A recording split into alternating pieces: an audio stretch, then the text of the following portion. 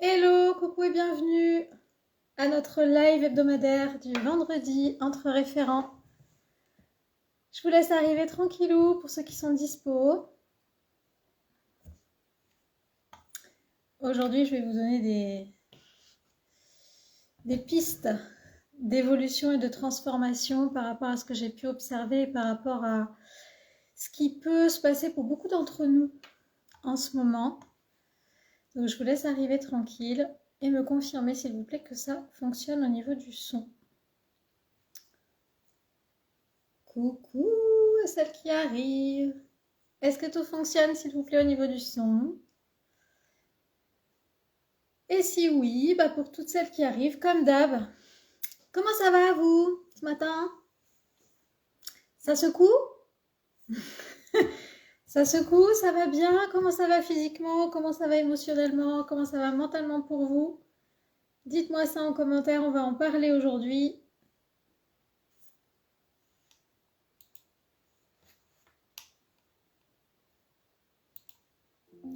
Pour ceux qui sont en replay, qui verront ça en replay, pareil, vous pourrez me mettre en commentaire comment ça se passe pour vous.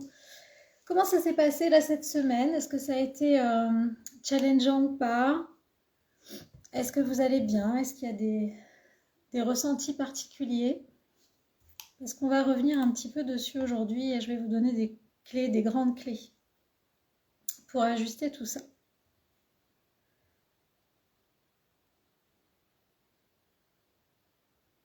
Ok, ça secoue.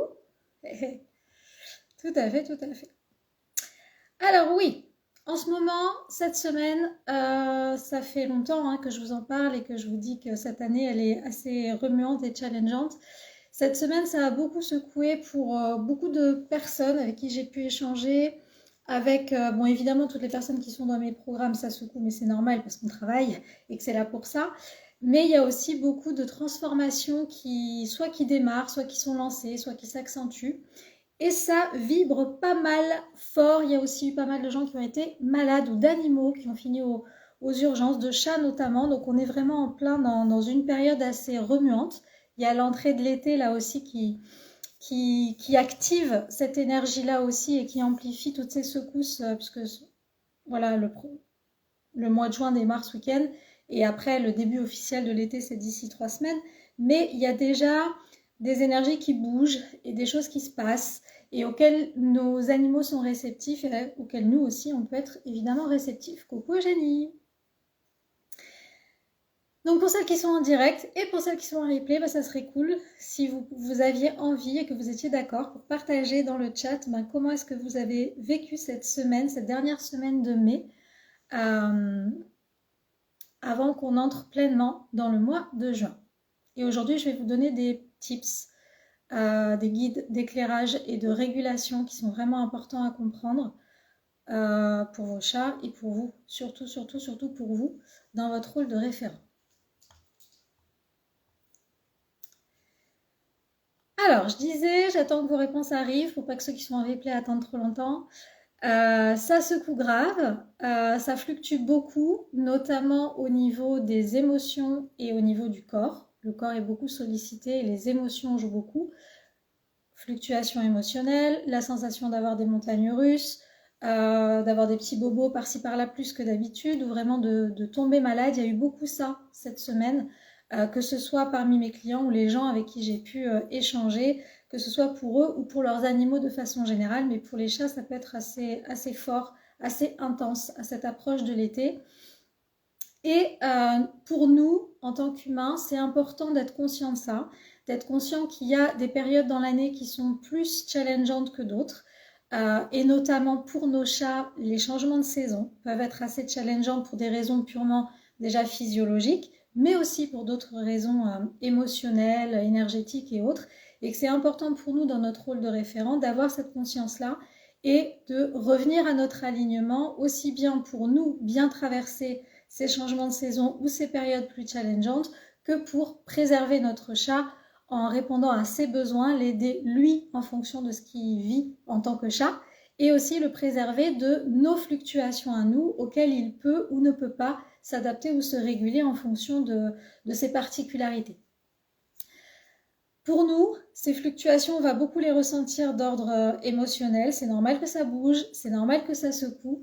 En revanche, j'aimerais vous rappeler quelque chose pour toutes celles qui êtes ici et qui êtes donc dans mon approche multidimensionnelle de la relation humain-chat et qui êtes là parce que vous avez envie de prendre cette place de référent aux côtés de votre chat, que vous avez envie de faire le mieux pour lui et pour vous, ce qui implique aussi une évolution personnelle de votre côté. Le référent spécialistique, on va dire ça comme ça, le référent qui œuvre avec la magie féline pour son bien et pour son évolution et qui fait le job pour être l'humain dont le chat a besoin à ses côtés pour vivre une relation saine et harmonieuse ensemble, ce référent-là, il doit avoir une posture d'assertivité par rapport à ces périodes challengeantes. C'est-à-dire que le référent spécialistique, il ne subit pas. Il ne se met pas en mode Calimero quand il y a ces secousses. Il peut s'y mettre quelques petites minutes ou quelques heures, mais après, il reprend le lead là-dessus. Il ne va pas rester dans cet état de victimisation, dans cet état où on subit ce qui se passe et on se dit « Oh là là, c'est trop dur, la vie elle est injuste, ça bouge, je vais pas bien, personne ne va bien, c'est trop difficile. » Non. Le référent spécialistique, il va traverser ses émotions, mais il y a un moment où il va reprendre le lead et il dit « Très bien, voilà ce qui se passe, ce sont les circonstances extérieures. Quel choix je fais par rapport à ça pour moi revenir et maintenir un certain équilibre pour me permettre de traverser ça de la façon la plus juste et la moins inconfortable pour moi, de tenir la barre en pleine tempête, comme on l'a déjà dit ici plein de fois dans les lives du vendredi, c'est vraiment qu'est-ce que je fais de ces circonstances extérieures, comment je m'y adapte, quel choix je fais, quelle décision je prends pour revenir dans cet alignement du référent, traverser les émotions, traverser les perturbations et réussir malgré tout ça à tenir la barre du mieux que je peux. Le référent spécialistique, il est là-dedans et il ne va pas se dire « Oh là là, mon Dieu, c'est horrible » et rester dans cet état de victime et de subir ce qui se passe. Et nos chats ont besoin qu'on reprenne ce lead parce qu'encore une fois, ils vivent dans un monde qui n'est pas le leur en vivant avec nous, d'autant plus s'ils sont en appartement, ils vivent vraiment en fonction du rythme qu'on leur donne et ils sont en adaptation permanente. Donc dans ces fluctuations, ils ont besoin que l'humain reprenne son lead, reprenne sa place et prenne les décisions justes. Évidemment, quand on est perturbé soi-même, quand on est secoué soi-même, cette régulation-là, elle n'est pas facile à faire. Donc j'ai eu envie, aujourd'hui, avec tout ce que j'ai pu voir là dans la semaine, ou tous les partages, ou ce que moi-même, moi aussi, je peux traverser en tant qu'individu, j'ai eu envie là de vous rappeler qu'avant tout, on a besoin d'être conscient des perturbations, des circonstances extérieures, à pas faire l'autruche, à se mettre dans un coin et à nier tout ce qui se passe, non. C'est je suis conscient de ce qui se passe autour de moi et en moi et je choisis de poser les actions pour retrouver cet alignement. Et ça, toutes les personnes qui travaillent avec moi sont dans cette dynamique-là, c'est-à-dire que y a cette conscience de ok, comment je me réaligne, sur quel levier est-ce que j'ai besoin d'appuyer là. Maintenant, ceux qui ne travaillent pas avec moi, je ne peux pas vous dire puisque je ne vous connais pas, mais la plupart des gens qui me suivent ont au moins cette envie-là de se réaligner. Simplement, ce que je vois et que j'ai envie de vous partager là, c'est que ça peut partir dans tous les sens. C'est-à-dire que je sais qu'avec ma vision multidimensionnelle, il y a toutes ces sphères-là à avoir, à réguler, à réadapter, mais j'en fais un petit peu dans tous les sens, sans organisation, sans structure, et ça marche pas. Ça marche pas ou ça marche de façon limitée ou ça se régule pas comme on aurait envie de se réguler. Donc j'ai envie aujourd'hui de vous rappeler que oui, il y a des tas de choses et des tas de dimensions sur lesquelles on peut jouer pour se réguler et revenir à notre équilibre, à notre homéostasie, à notre alignement de référent quand on en a besoin pour reprendre la barre, reprendre le lead aussi bien pour soi que pour notre chat. Simplement, on ne peut pas agir sur tout en même temps. Même si tout est important, même si toutes les sphères et toutes les dimensions de la relation sont importantes, on ne peut pas toutes les travailler en même temps, on ne peut pas toutes les améliorer en même temps.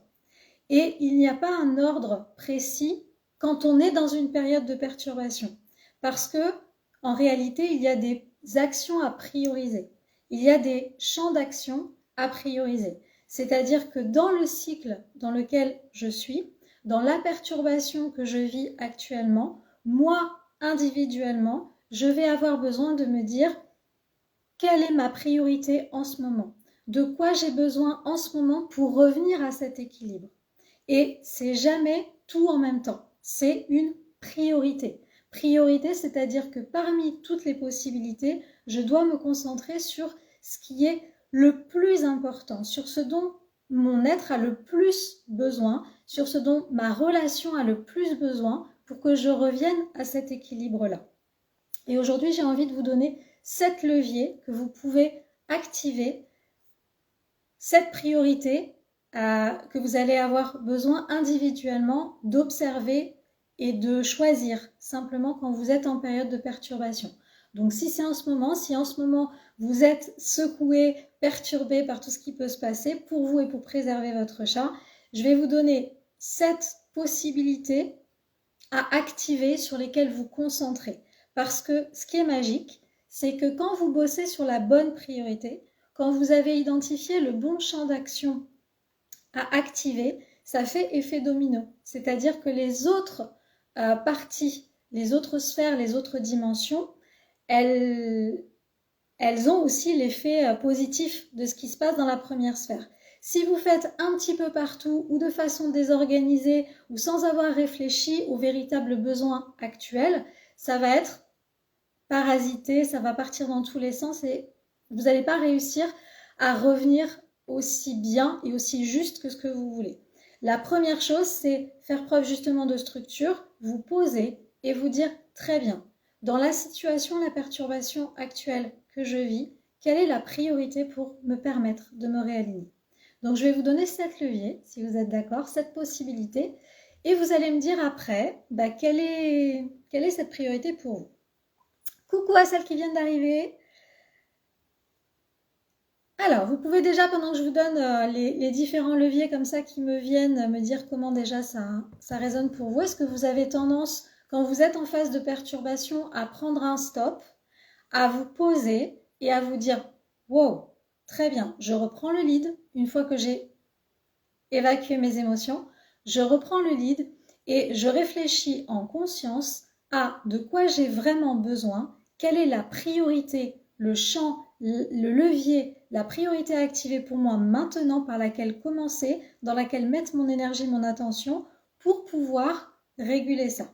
Est-ce que vous êtes comme ça? Est-ce que vous prenez ce temps d'arrêt ou est-ce que vous avez plutôt tendance à tester des tas de trucs à droite à gauche dans tous les sens et qui vous fatiguent encore plus évidemment? Dites-moi un petit peu en commentaire pour celles qui sont là et en replay. Vous pouvez me le dire aussi. Quelle est votre tendance principale?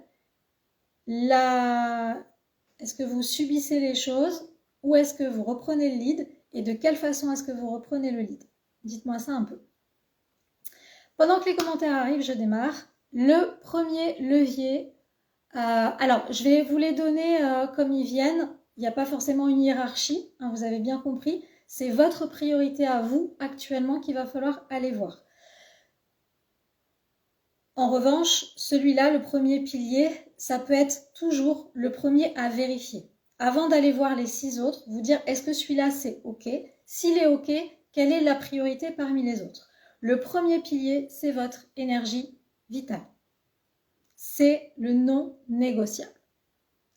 C'est si votre énergie vitale n'est pas en bon état, si vous n'avez pas assez d'énergie vitale, la vôtre, si elle n'est pas assez régulée, vous n'aurez pas les ressources physiques, cognitives, émotionnelles pour prendre le lead. C'est pas possible. Si vous n'avez pas d'énergie, vous n'avez pas d'énergie. Donc le premier pilier, le premier levier, c'est vraiment où en est mon énergie vitale. Je fais une pause, je check ça. On en est où de mon énergie? Est-ce que j'ai suffisamment d'énergie ou est-ce que j'ai besoin d'augmenter mon énergie vitale pour pouvoir après faire les choses? Priorité. Une fois que vous avez vu ça, si c'est OK pour l'énergie vitale, tout va bien et vous réfléchissez à quel autre pilier prioritaire vous devez voir. Si ça ne va pas, vous commencez par ça. Ça doit être votre priorité absolue, ultime. Si ça ne va pas, si vous n'avez pas le niveau suffisant d'énergie, C'est par ça qu'on commence toujours, toujours, toujours, toujours. Quelle action je pose au niveau de mon hygiène de vie, de mon alimentation, de mon sommeil, de mon activité physique, de ma régulation, de ma santé aussi énergétique. Sur quelles actions est-ce que je dois me concentrer pour remonter mon niveau d'énergie vitale? Parce que sans elle, je ne vais pas pouvoir tenir la barre, c'est pas possible. Donc ça, c'est le premier pilier, le premier levier à observer quand vous faites cette pause consciente pour reprendre votre idée de référent. Alors, je vous lis. Ok. Alors, Eugénie, je teste ce qui me semble juste. Et si ça bloque, je prends la montgolfière pour voir plus grand. Ok. Bah là, ce que je t'invite à faire, c'est justement, au lieu de tester plein de trucs, prendre la montgolfière tout de suite. C'est-à-dire faire une pause, prendre ta montgolfière pour aller prendre de la hauteur et te dire, ok, quelle est la priorité dans tout ce bazar pour réguler? Et je vais là. Ça te fera gagner un temps précieux et justement une énergie précieuse. Donc, premier levier possible, l'énergie vitale. Deuxième levier à aller peut-être activer, c'est votre organisation. Est-ce que vous avez besoin de modifier des choses dans votre organisation, dans votre planification, c'est-à-dire dans votre routine, dans les ressources que vous utilisez au quotidien, dans les rituels que vous mettez en place, dans votre rythme de vie, dans vos horaires, dans la façon dont vous organisez par exemple les ressources du chat, vos ressources à vous, votre emploi du temps. Voilà, est-ce que vous avez besoin, est-ce que la priorité c'est d'aller vérifier votre organisation et ajuster votre organisation de façon à ce qu'elle vous permette de soutenir la transformation que vous êtes en train de vivre et ce que vous avez besoin de faire tout simplement au quotidien pour se réguler. Donc deuxième pilier, est-ce que c'est votre organisation qui a besoin d'être revue et d'être priorisée? Troisième chose, est-ce que ce qui a besoin d'être revu et priorisé, c'est votre clarté? La plupart du temps, quand on est en perturbation, ce qui ressort beaucoup, c'est qu'on manque de clarté et qu'on manque de cohérence. Et ce manque de clarté et de cohérence, et parfois de congruence, vous savez que j'adore ce mot, fait que on va se disperser, alors parce qu'on ne sait pas dans quelle direction on doit aller.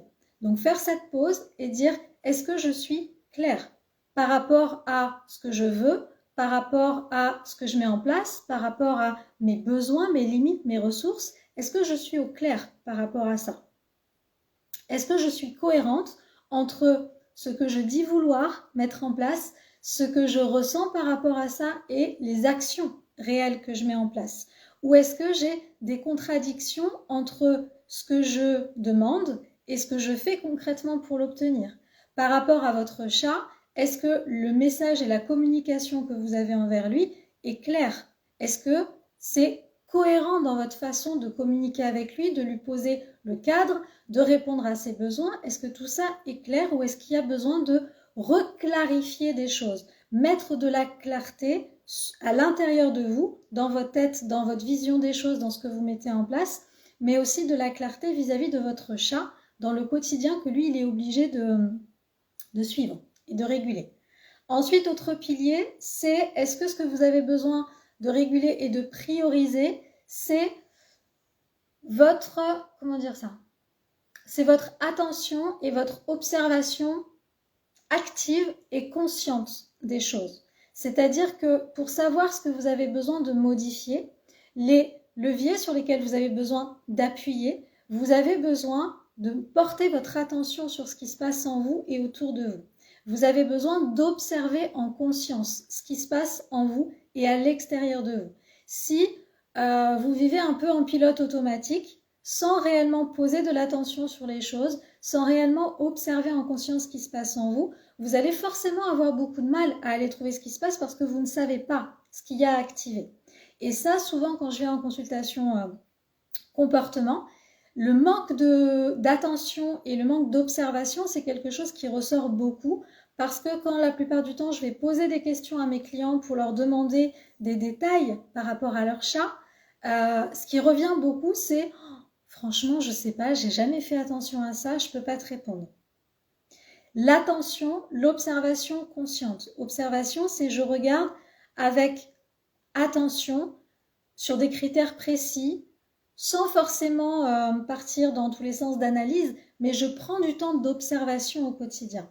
Observation, par exemple pour soi, observation de ce qui se passe dans mon corps, observation de mes émotions, observation de mes pensées, observation de mes réactions, observation dans mon quotidien pour mon chat, observer son langage corporel, observer comment il est d'habitude et là ce qui a changé. Sans ce manque d'attention consciente et d'observation consciente, il va vous manquer des informations.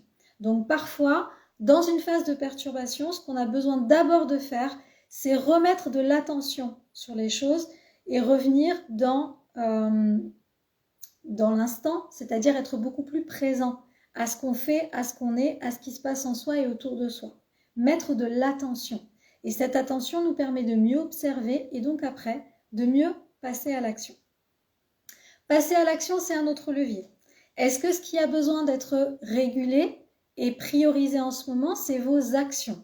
Est-ce que c'est là que ça pêche? Est-ce que les actions que vous posez sont alignées aux besoins de votre être, à vos intentions du moment, à vos objectifs du moment, ou est-ce que c'est des actions automatiques que vous faites sans trop y réfléchir, ou est-ce que c'est un manque d'action? Est-ce que c'est parce que vous avez du mal à passer à l'action que pour vous réguler, vous avez besoin de faire des choses, mais que par exemple, vous passez votre temps à procrastiner, à reporter, à trouver des excuses pour ne pas le faire, voilà. Est-ce que les actions, là, de votre quotidien, sont justes et alignées? Est-ce qu'il y a des actions mises en place? Est-ce qu'il y a trop d'actions ou pas assez d'actions? Et dans les deux cas, ajuster ces choses-là pour que ce soit vraiment adapté à ce que vous êtes en train de vivre ou de traverser. Là, ça va être vraiment une régulation dans le faire, dans vos actions, dans vos comportements, dans votre attitude. Là, on est dans le faire, pour le coup, et pas dans l'être, comme je vous encourage assez souvent à le faire ou à l'être. Autre levier auquel je pense, donc 6e levier, ça va être, est-ce que ce dont vous avez besoin en ce moment pour vous réguler, c'est des apprentissages théoriques? C'est-à-dire, est-ce que vous avez besoin d'enseignement? Est-ce que vous avez besoin d'informations? Est-ce que vous avez besoin d'outils qui vous manquent et que vous n'avez pas? C'est-à-dire, est-ce que vous allez avoir besoin de vous former dans certains domaines pour pouvoir retrouver cet alignement? Est-ce que vous avez besoin de lire des livres, d'aller faire une formation, d'aller contacter un professionnel qui va vous donner les bonnes informations et les bons outils dont vous manquez? Est-ce que ce dont vous avez besoin, c'est des apprentissages théoriques, des infos, des connaissances que vous n'avez pas et qui sont indispensables? Par exemple, pour la relation humain-chat, si vous n'avez pas les infos éthologiques de base, vous ne réussirez jamais à rendre votre chat zen. Ce n'est pas possible. C'est la base. Donc, quelle que soit la perturbation que vous traversez, est-ce que ce qui vous manque et que vous avez besoin d'activer, c'est les connaissances? Donc, soit vous avez besoin d'apprendre des choses, soit vous avez besoin d'aller piocher dans vos informations et vos outils, qu'après vous allez pouvoir utiliser dans l'action, dans l'autre levier, pour mettre en place les résultats possibles. Au lieu de partir dans des milliers de délires qui peuvent arriver, au lieu de vous centrer sur déjà à partir des connaissances que j'ai, de quelles connaissances est-ce que j'ai besoin, de quels outils est-ce que j'ai besoin pour revenir à ça, et je les utilise au lieu de déjà aller en chercher des milliers d'autres. Et si je me rends compte que ces connaissances-là ne sont pas suffisantes ou qu'elles ne me permettent pas d'obtenir ça, ça veut dire que j'ai besoin d'autres connaissances, d'autres informations, d'autres outils. Et dans ce cas-là, action, je vais les chercher, je vais me former, je vais m'informer. Et le dernier levier, c'est évidemment le mindset, c'est-à-dire votre état d'esprit. Est-ce que ce qui a besoin d'être régulé pour pouvoir trouver votre alignement, c'est un travail sur votre état d'esprit, c'est-à-dire sur vos croyances limitantes, vos peurs limitantes, les pensées que vous avez, des idées reçues à déconstruire. Est-ce que ça se joue plus au niveau de votre état d'esprit? Et si c'est le cas, on y va. Quelles sont les croyances qui m'empêchent de me réguler? Quelles sont les peurs limitantes que j'ai par rapport à ça? Quelles sont les idées reçues qui m'empêchent de revenir dans cet alignement? Et bosser ce mindset, soit tout seul, soit en étant accompagné par un professionnel, mais il y a le mindset à bosser. Donc évidemment, là, je vous ai donné 7 leviers. Ces 7 leviers sont importants à travailler en permanence toute l'année. On est d'accord. Mais dans une phase de transformation, vous ne pouvez pas tous les activer en même temps. Il y a forcément un des leviers par lesquels commencer qui après va faire effet domino et qui va vous permettre de réguler le reste avec beaucoup plus de facilité sans effort de dingue en fait, simplement parce que vous avez identifié la priorité. Et pour identifier cette priorité, c'est prendre le temps de faire stop. On commence par l'énergie vitale. Si l'énergie vitale n'est pas au top, on démarre par ça, parce que l'énergie vitale a des conséquences sur toutes les sphères. L'énergie vitale, elle va avoir des conséquences sur votre organisation. Vous n'allez pas pouvoir réfléchir de façon optimale à comment vous organiser si vous n'avez pas l'énergie suffisante. Votre cerveau n'a pas les ressources pour ça, ça ne sera pas sa priorité. Vous n'aurez pas les ressources pour mettre de la clarté. Vous ne pourrez pas faire de clarté puisque votre cerveau sera déjà embrumé et occupé à d'autres choses et votre corps aussi. Vous ne pourrez pas faire preuve d'attention parce que l'attention de votre cerveau va être sur votre énergie vitale. Vous n'allez pas pouvoir apprendre ou aller chercher ou mettre en pratique les choses dans la réflexion ou dans l'action si votre énergie vitale n'est pas là. Et vous n'allez pas pouvoir travailler votre mindset correctement si vous n'avez pas d'énergie. Ça ne sert à rien d'aller bosser sur vos blessures, sur vos peurs et sur vos croyances si vous êtes malade ou que vous êtes ultra fatigué. Parce que ça ne sera pas juste en fait ce que vous allez connecter.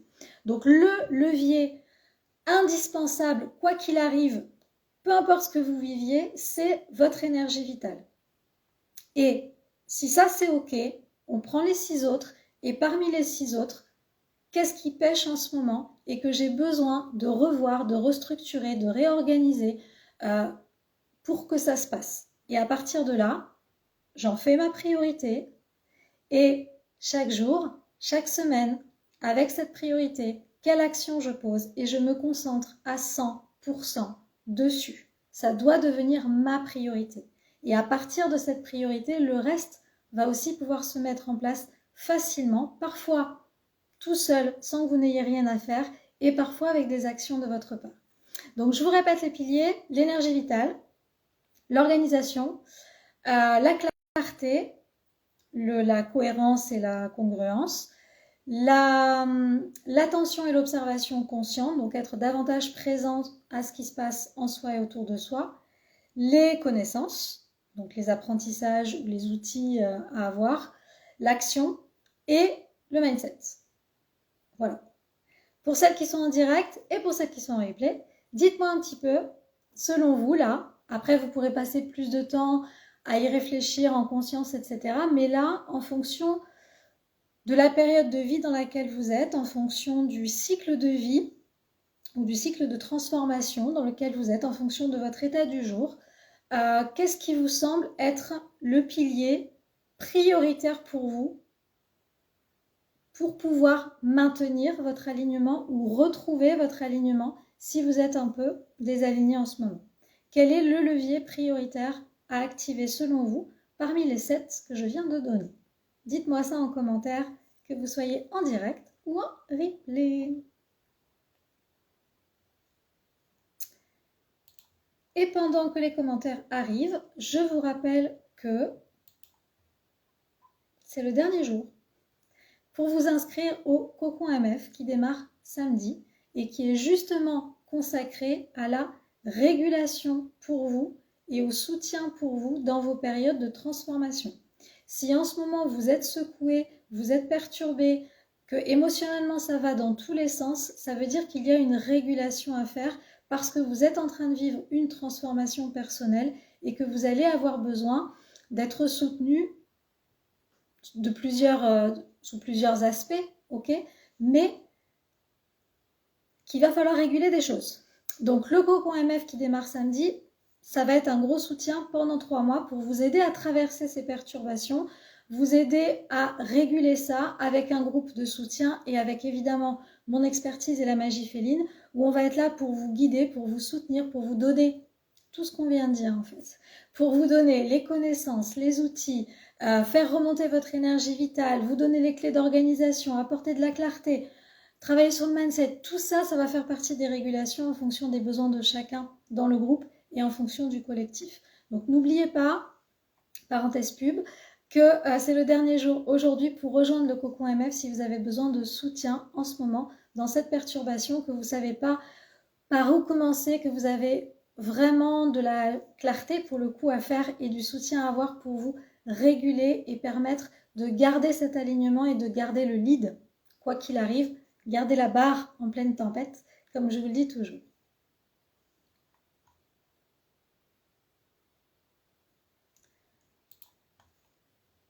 Alors, je ne vois pas de commentaires arriver. Je vous laisse le temps, évidemment, de réfléchir un petit peu. Déjà, commencez, si vous ne savez pas, par votre énergie vitale. Hein.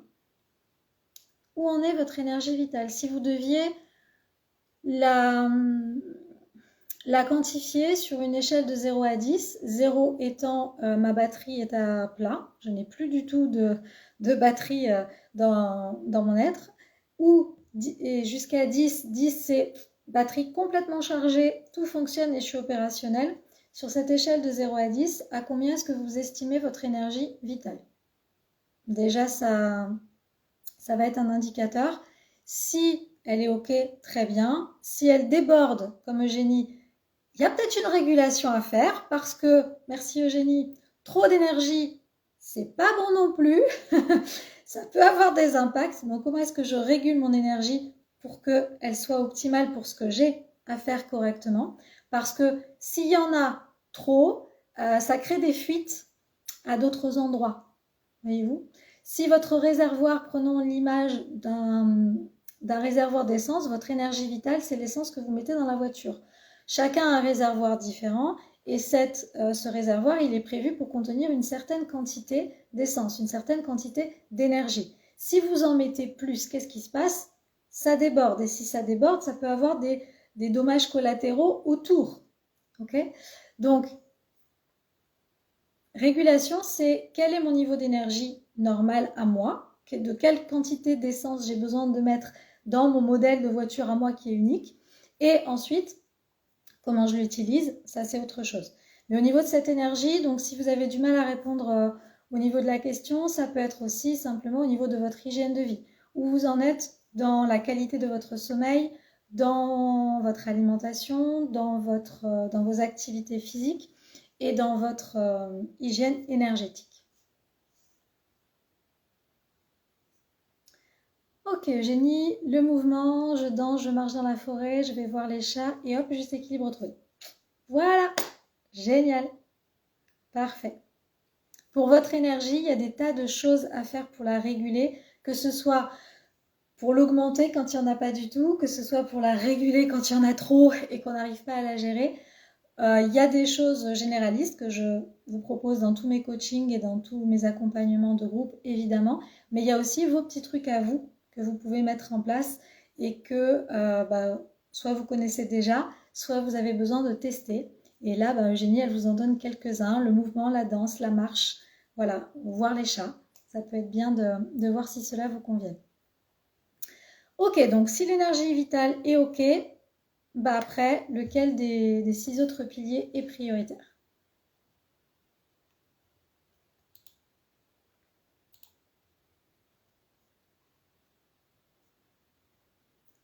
Ok. Bon, écoutez, je ne vois pas d'autres choses ou d'autres partages. Donc ceux qui seront en replay, ce sera avec plaisir que je lirai vos commentaires, à savoir quel est le pilier principal que vous avez besoin d'activer en ce moment. Donc je répète pour tout le monde, pour conclure, dans une période de secousse, comme nous sommes tous en train de vivre en ce moment, on n'est pas tous affectés de la même façon. Nos chats sont affectés, nous sommes affectés, tous les êtres vivants de cette planète sont affectés, mais on ne réagit pas tous de la même façon.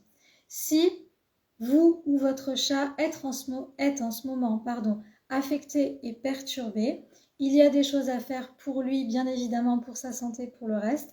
Et il y a aussi des choses à faire pour vous, puisque lui, en plus de sa régulation de chat, il a aussi, nous, au quotidien, qui peut aussi le perturber et grandement. D'ailleurs, peut-être plus que les autres perturbations autour. Donc, quand vous êtes en phase de perturbation, c'est important, au lieu de vous forcer, d'aller au-delà des limites, de tout ça, de vous poser, faire un stop, observation consciente. Où en est mon énergie vitale? Si ça ne va pas, je priorise ça. Si ça va, sur les 6 autres leviers, qu'est-ce qui est le plus important pour moi en ce moment? Qu'est-ce que j'ai le plus besoin d'aller nourrir, d'aller activer, d'aller réajuster en ce moment pour me permettre de revenir dans cet alignement et de me rééquilibrer, de revenir dans cet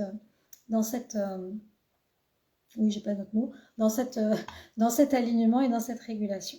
Qu'est-ce qui est le plus important pour moi? Qu'est-ce qui est prioritaire? Et vous priorisez vos actions là-dessus. Ok? Voilà, je vous fais des gros bisous, je vous souhaite une belle journée. Si jamais il y a une question ou deux, je prends 2 minutes de plus pour y répondre ici, avec plaisir pour celles qui sont présentes. Et sinon, je vous dis à vendredi prochain, 12h30 sur Instagram, pour d'autres papotages, d'autres échanges, d'autres éclairages.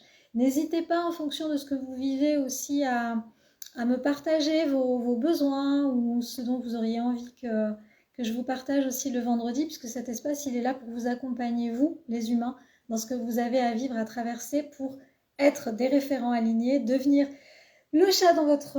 non, devenir le chat, non, devenir l'humain dont votre chat a besoin, et pour pouvoir être épanouis tous les deux ensemble et rester dans cette posture de référent clair. Donc, n'hésitez pas à partager. Bon, je ne vois pas d'autres questions, donc je vous laisse tranquille. Très très belle journée à tout le monde, ou soirée en fonction du moment où vous regardez la vidéo. Et je vous dis à très bientôt, en vrai, sur les réseaux, comme vous voulez. À très bientôt d'une façon ou d'une autre. Merci beaucoup à celles qui étaient présentes en live pour vos partages et votre énergie, tout simplement, pendant ce live. Je vous souhaite une très belle journée ou soirée. Bye bye, à très bientôt. Et on n'oublie pas, on prend soin de soi et de ses chats. Bye bye.